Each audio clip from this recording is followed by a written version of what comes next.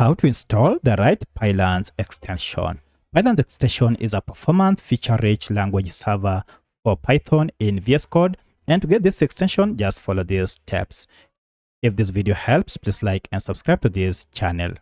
Alright, to get this extension, go to your extension option here and click here.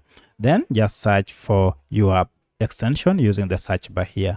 I'll proceed and search for Pylance by word like that. And you can see from the list, here is our extension.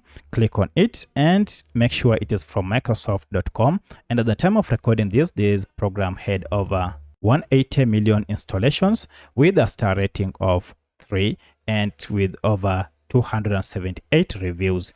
So this is the current version. And if you see these details, you can read through. You will know that you have the right Pylance extension from Microsoft. To get it, click on install.